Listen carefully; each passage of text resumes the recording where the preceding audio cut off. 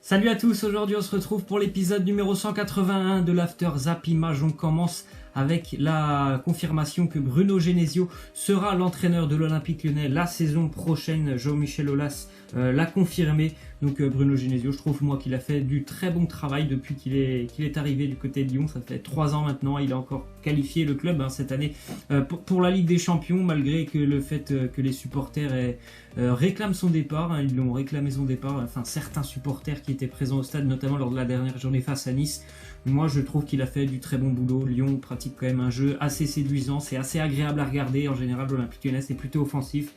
Il les a qualifiés en Ligue des Champions, donc pour moi franchement c'est normal qu'il continue l'aventure avec l'OL. Ensuite on voit une déclaration d'Oussem Aouar, il nous dit « Je ne m'attendais pas à vivre une telle saison, l'essentiel c'était déjà d'être dans le groupe. Je ne pensais pas être titulaire, je voulais juste gagner ma place au fil du temps. » Mais voilà, on a vu, et je pense que tout le monde l'a vu, que Lyon tient vraiment une pépite avec Oussem Aouar. On a remarqué directement qu'il avait quand même un jeu vraiment atypique du côté de Lyon. Il est très très doué techniquement au milieu de terrain. Et en plus de ça, il a une très bonne vision du jeu, il a une très bonne qualité de passe. Et malgré son jeune âge, voilà, il a pris tout de suite sa place au niveau sur le terrain et dans le 11 titulaire parce que voilà, il est étincelant, Oussem Aouar. Donc même si lui il ne s'attendait pas à vivre une telle saison, je pense que dès qu'on l'a vu lors des premiers matchs, on a vu que ce joueur il avait quelque chose en plus. Et c'est tout à fait normal qu'on ait pu l'apprécier et que Lyon ait compté sur lui toute la saison. Parce que je pense que pour moi, ça a été l'un des 2 ou 3 meilleurs Lyonnais tout au long de la saison. Ensuite, on voit une déclaration de Benatia. Il nous dit « Marseille, ça reste un petit regret dans la mesure où j'ai fait une partie de ma formation là-bas. J'aurais aimé pouvoir jouer avec les pros.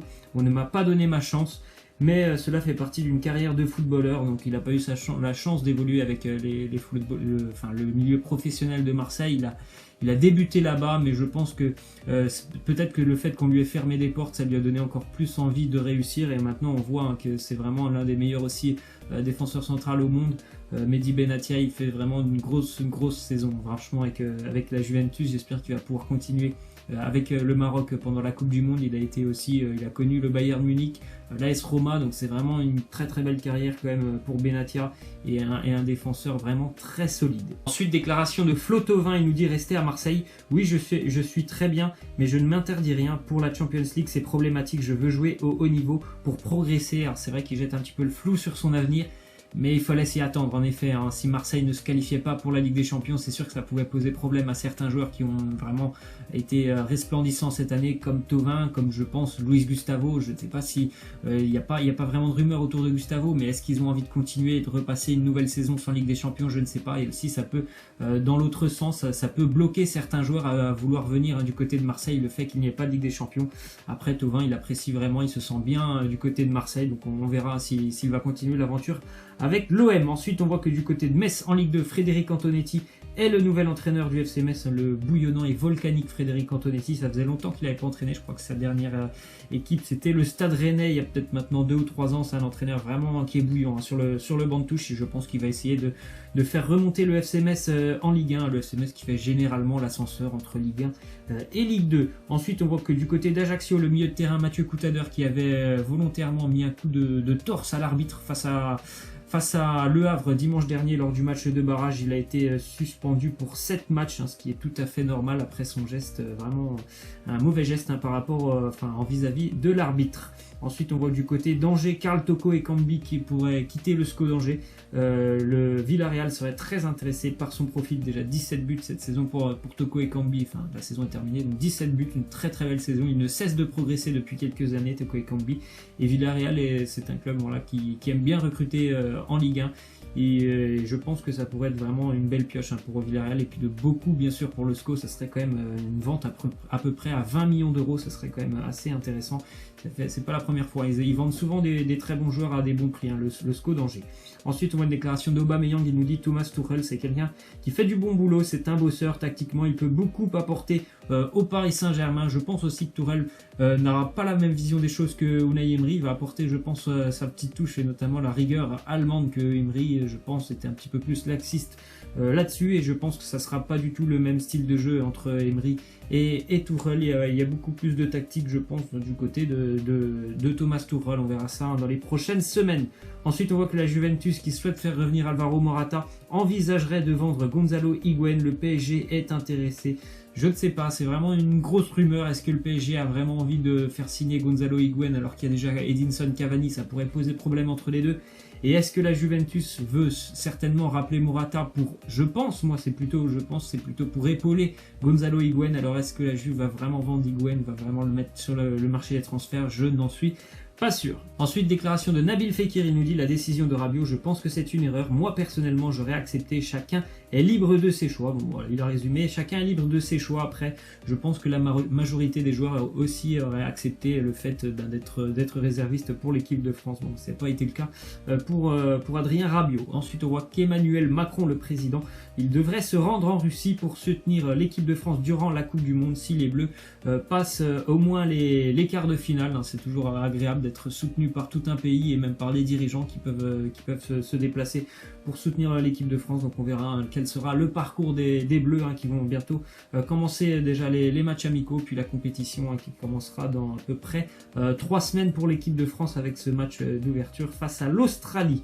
Ensuite, on voit en Angleterre du côté de Tottenham, Mauricio Pochettino, l'excellent entraîneur des Spurs, qui prolonge son contrat jusqu'en 2023 avec Tottenham. C'est vraiment l'un des entraîneurs qui a le plus la cote en Angleterre. Il produit vraiment du très beau boulot avec Tottenham. Son équipe, elle joue très bien. Il manque certainement les titres aux Spurs de Tottenham pour être récompensés, mais c'est une équipe qui joue très très bien au ballon. On a pu le voir notamment en Ligue des Champions.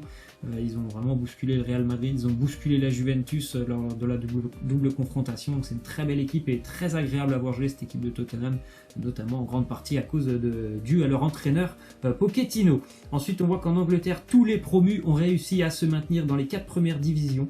Donc il faut savoir qu'en Angleterre, les 4 premières divisions sont professionnelles. C'est pas comme en France. Il y a tous les promus donc qui se sont maintenus, et d'ailleurs dans pas mal de divisions, il y a des promus qui ont fait vraiment de très très belles saisons et qui ont été même jusqu'en play-off. Donc vraiment qu'il y a eu de très très bonnes choses dans toutes les divisions en Angleterre pour les promus. Ensuite, on voit une déclaration de Paul Scholes, ancienne gloire de Manchester United. Il nous dit: Pogba a été juste correct cette année par rapport à son potentiel. Il y a encore du temps, il est jeune, mais il faut espérer qu'il retrouve le niveau de la Juventus lorsque le championnat reprendra. Moi, j'espère bien sûr qu'il aura le niveau de la Juventus aussi avec l'équipe de France pendant la Coupe du Monde. Après, c'est sûr qu'on le sait tous, avec Manchester United, il a un petit peu du mal, certainement aussi par rapport au style de jeu de José Mourinho, par rapport au dispositif où des fois il est utilisé en pur 6 et des fois il est utilisé un petit peu plus haut en 8. Et il est utilisé sur le côté, il a du mal à s'adapter du côté de Manchester. Donc ça n'a pas été encore une très très grande saison pour Pogba avec United. J'espère que ça pourra aller mieux pour lui dans les prochaines semaines avec les Bleus.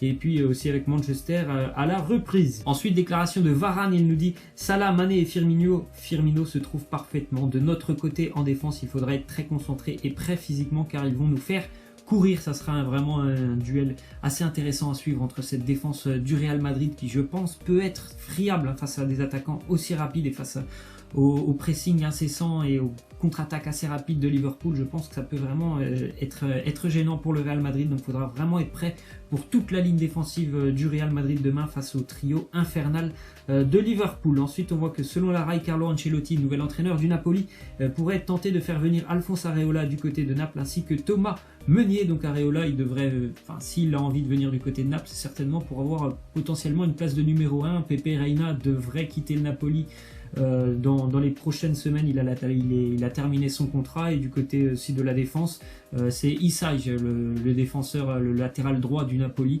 Donc il y a une place à prendre, je pense, pour Thomas Meunier, même si Isai est un très très bon défenseur, l'Albanais.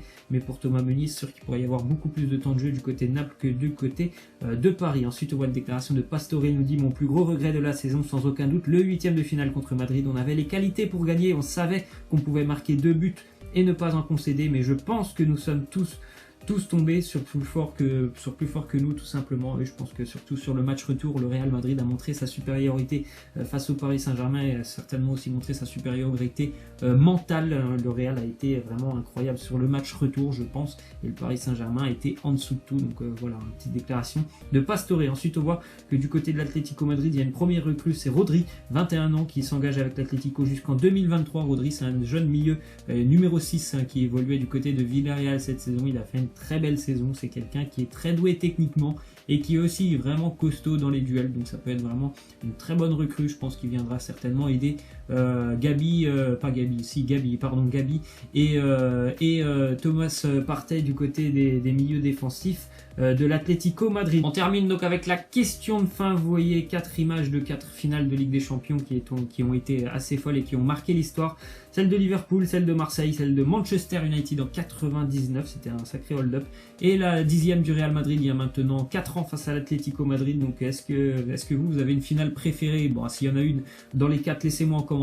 Ou est-ce que vous en avez une en tête, tout simplement. Bon, pour moi, ça sera une qui est présente dans ces images. C'est celle de Liverpool qui avait retourné le Milan AC il y a maintenant 13 ans avec ce 3-0 à la mi-temps. Ils étaient revenus à 3-3 pour s'imposer au tir au but. Et puis j'avais vraiment été surpris aussi de la 10e du Real Madrid, notamment grâce à ce coup de tête de Ramos à la dernière seconde. Laissez-moi en commentaire quel a été votre meilleur souvenir d'une finale de Ligue des Champions. Voilà, c'est la fin de cette After Zap Image. J'espère que ça vous aura plu. N'hésitez pas à lâcher des likes, à vous abonner. Moi, je vous laisse et je vous dis à demain. Ciao!